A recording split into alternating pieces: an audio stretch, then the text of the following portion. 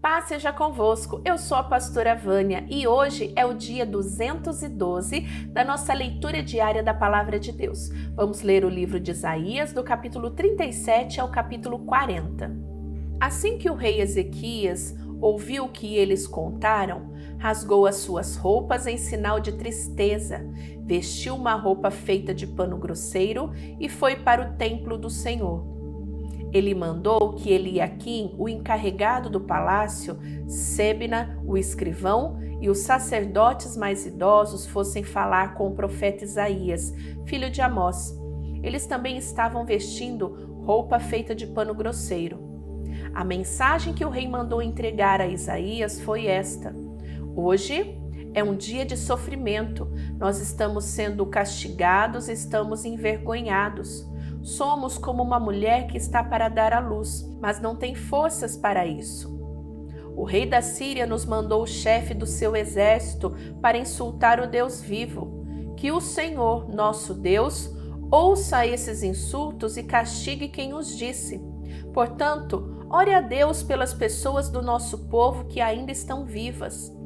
Isaías recebeu a mensagem do rei Ezequias e mandou esta resposta: o Senhor Deus diz que o Senhor não deve deixar que os assírios os assustem, dizendo que Deus não pode salvá-lo. Deus vai fazer o rei da Síria ouvir uma notícia que o fará voltar para a terra dele, e Deus vai fazer com que ele seja morto ali. O oficial assírio soube que o rei da Síria havia saído de Laquis e que estava lutando contra a cidade de Líbina.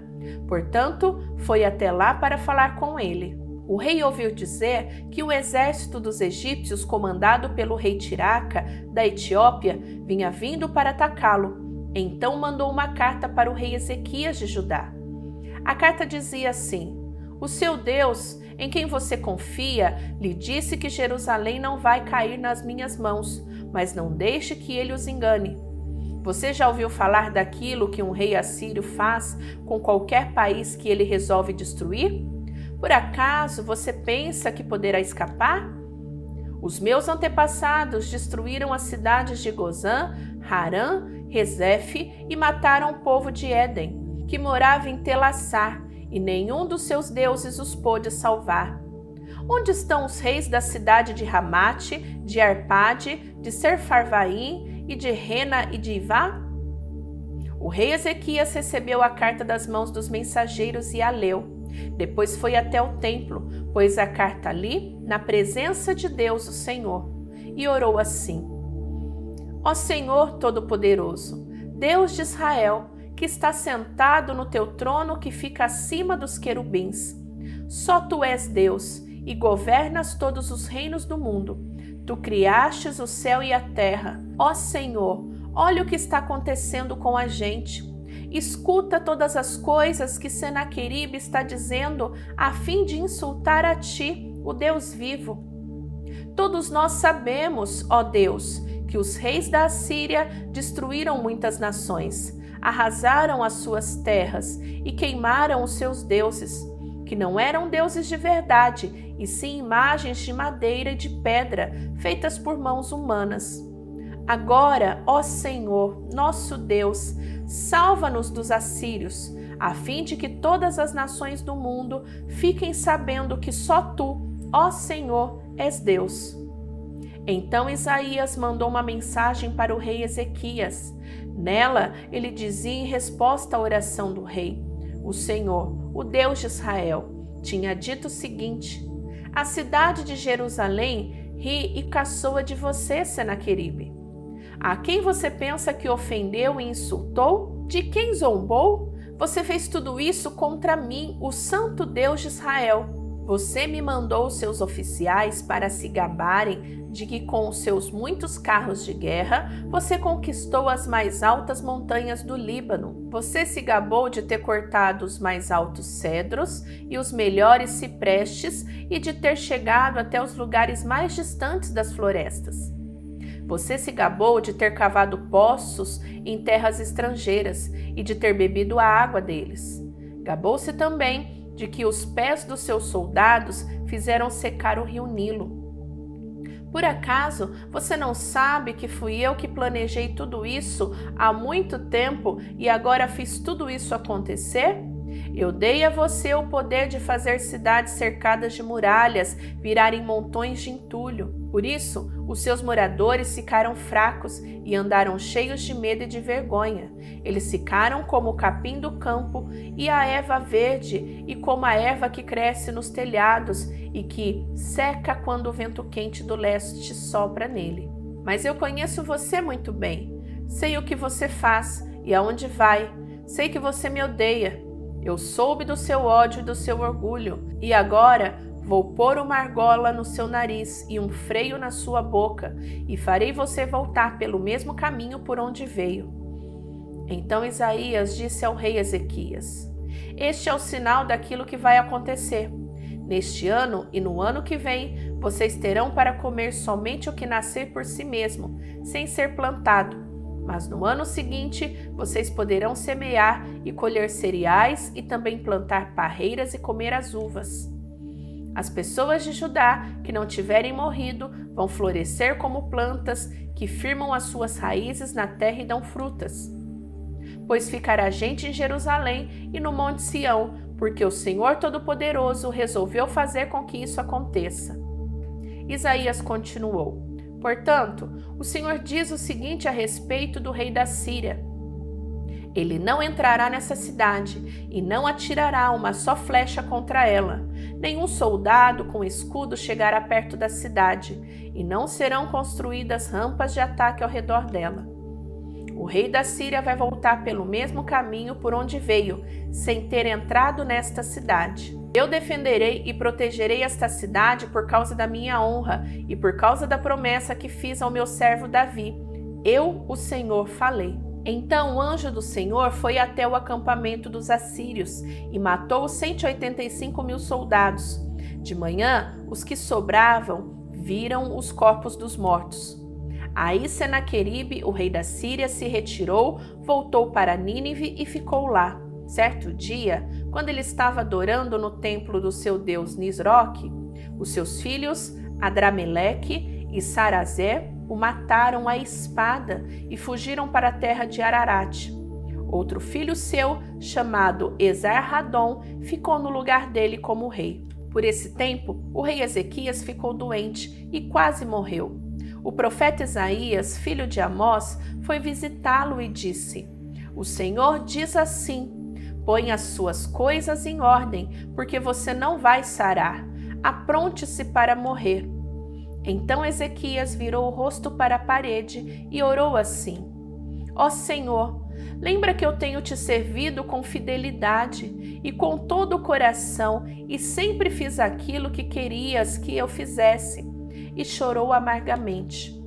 Aí Deus mandou que Isaías voltasse a falar com Ezequias e lhe dissesse: Eu, o Senhor, o Deus do seu antepassado Davi, escutei a sua oração e vi as suas lágrimas. Vou deixar que você viva mais 15 anos. Livrarei você e esta cidade de Jerusalém do rei da Síria e defenderei esta cidade. O Senhor Deus lhe dará um sinal para provar que vai cumprir a sua promessa. Na escadaria feita pelo rei Acás, o Senhor fará com que a sombra volte 10 degraus. E a sombra voltou 10 degraus.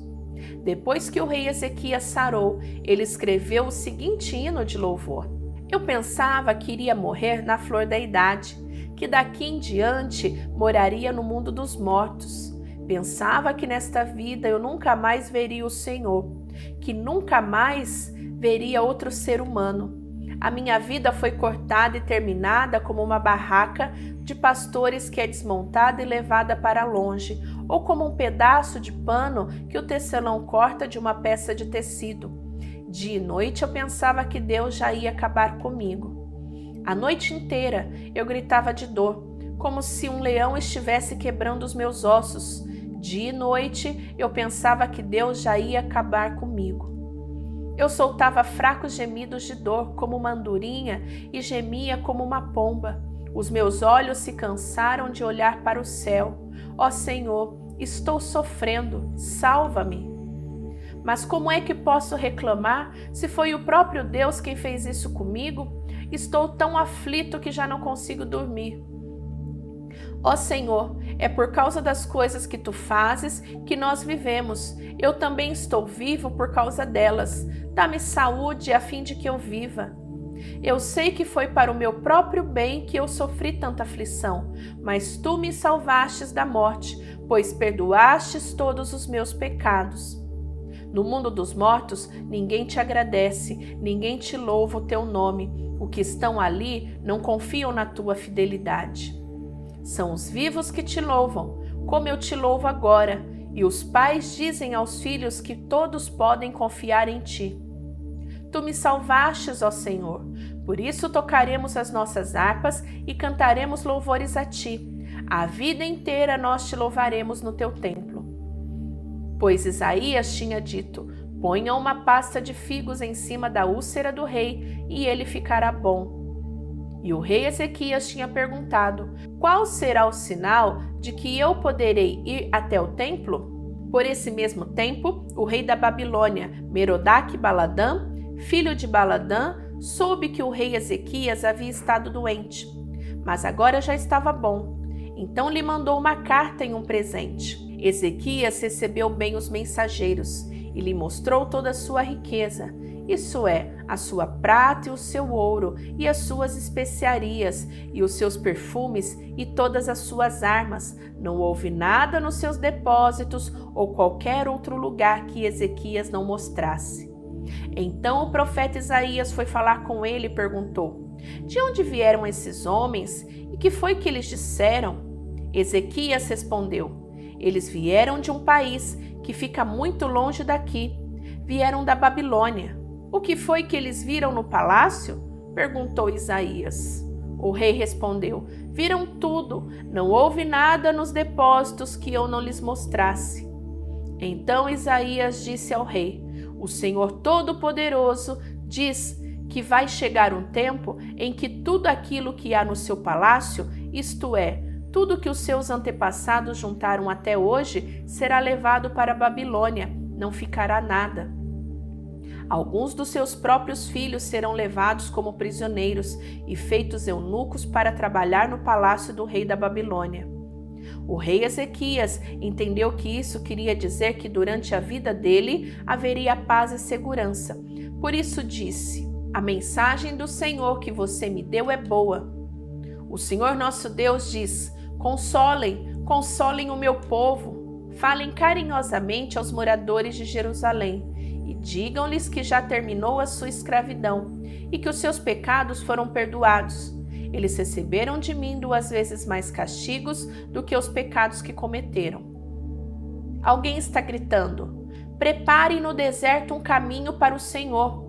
Abram ali uma estrada reta para o nosso Deus passar. Todos os vales serão aterrados e todos os morros e montes serão aplanados. Os terrenos cheios de altos e baixos ficarão planos e as regiões montanhosas virarão planícies.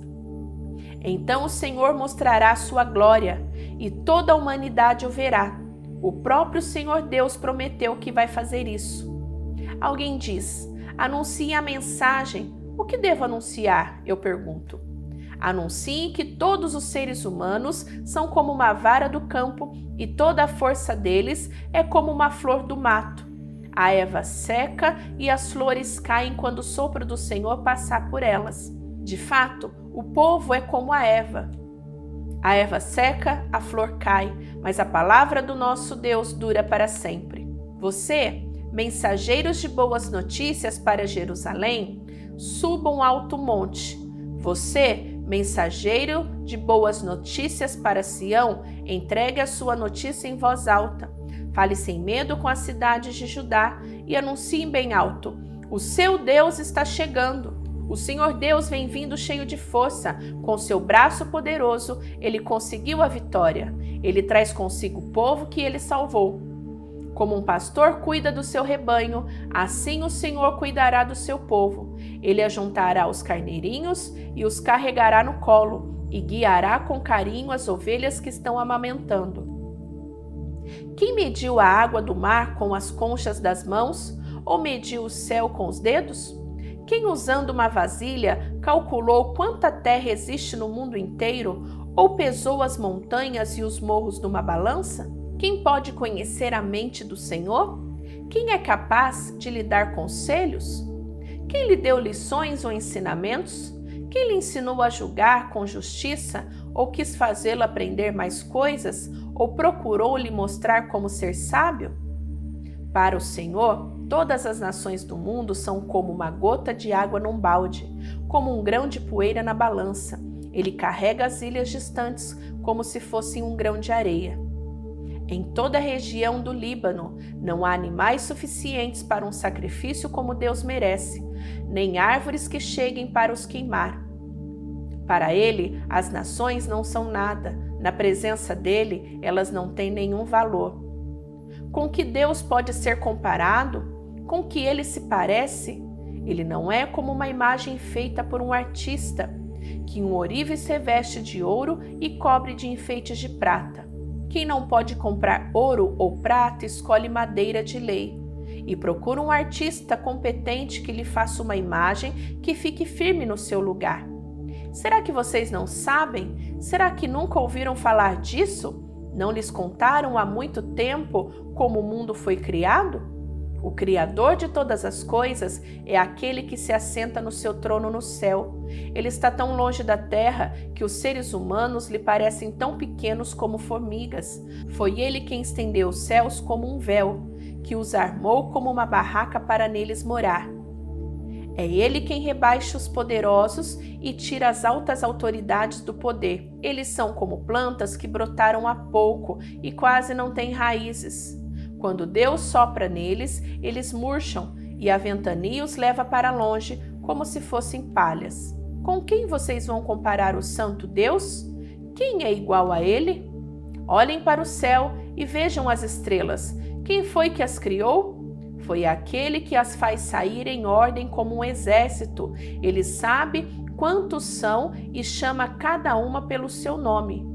A sua força e o seu poder são tão grandes que nenhuma delas deixa de responder. Povo de Israel, por que você se queixa dizendo: o Senhor não se importa conosco?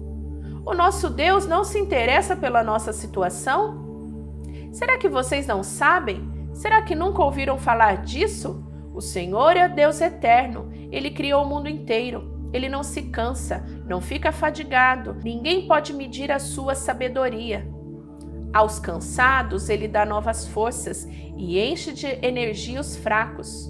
Até os jovens se cansam e os moços tropeçam e caem. Mas os que confiam no Senhor recebem sempre novas forças, voam nas alturas como águias, correm e não perdem as forças, andam e não se cansam. Concluímos a leitura de hoje, mas amanhã tem mais. Te espero. Fica com Deus. Beijo da pastora Vânia. Tchau, tchau.